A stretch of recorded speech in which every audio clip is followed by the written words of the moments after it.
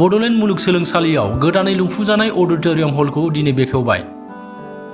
दिनै सानजौफु समाव बिटिसिनि गाहाय मावफुं सोद्रोमा प्रमद बर'आ बेखेवनानै होयो बड'लेण्ड मुलुगसोलोंसालिनि गोदानै लुफुंजानाय 1150निबो बांसिन सुबुंफोर जिरायनो हानाय जोहोलाव नीलेश्वर ब्रह्म अडिटोरियाम हलखौ।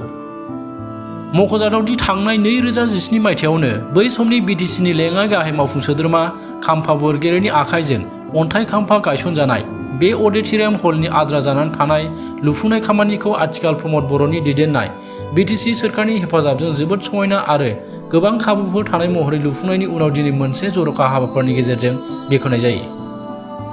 दिनैनि बे बेखेवनाय हाबाफारियाव बिटिसिनि गाहाय मावफुं सोद्रोमा प्रमद बर', बड'लेण्ड मुलुगसोलोंसालिनि भाइस चेन्सेलर प्रफेसार बाबुलाल आहूजाजों लोगोसे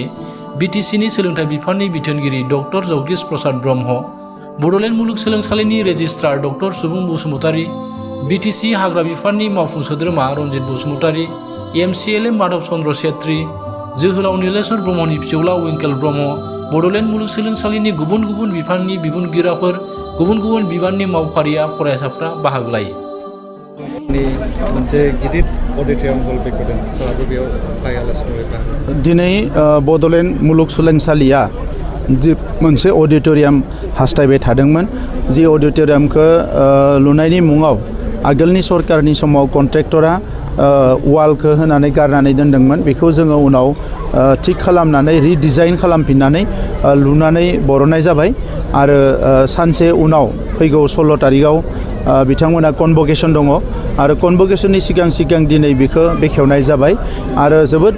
मोनसे समायना अडिटोरियाम दिनै बड'लेण्ड इउनिभारसिटिया मोननो हाबाय आरो बे अडिटोरियामखौ लुनायनि उनाव इउनिभारसिटिनि जि इनफ्रास्ट्राक्चार बेयो आरो आगानसे आवगायलांबावबाय आरो इउनिभारसिटिनि स्टेटासा जोबोद जौगाबाय। आं बेखौ नुनो मोन्दों।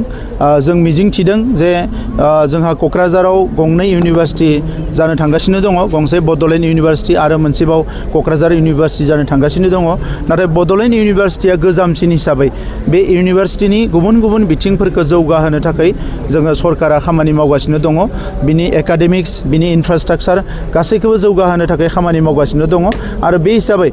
थांनाय बोसोरनै बोसोरथामाव जिखिनि नांगौ गोबां माने बेवहाय इउनिटफोरखौ मेडिकेल इउनिटनिफ्राय लानानै इउथ अफिस लानानै गोबां जिनिसफोरखौ बेवहाय लुनानै होनाय जादों आरो फैबाय थानाय समाव बे इउनिभारसिटिखौ जाहाथे मुलुगनां थाखोआव लांनो हायो बेनि थाखाय मोनसे गिदिर मास्टार प्लेन बानायनो थाखाय भाइस चेन्सेलर आहूजा बिथाङा सानगासिनो दङ। खमसे खम 100 करोड़नि माखासे बेवहाय जिखिनि इनफ्रास्ट्राक्चार नांगौ बिनि मोनसे डिजाइन खालामगासिनो दङ आरो बेखिनिखौबो लुफुंनानै बड'लेण्ड इउनिभारसिटिया जाहाथे सारा वर्ल्डनिनो स्टुडेन्टफोरनि मोनसे डेस्टिनेसन जानो हायो आरो बेवहाय जिखिनि टिचिं लार्निं प्रसेस रिसार्च बे गासैबो जाहाथे मोजां एफेक्टिभ जायो बिनि थाखाय जोङो खामानि मावगासिनो दं।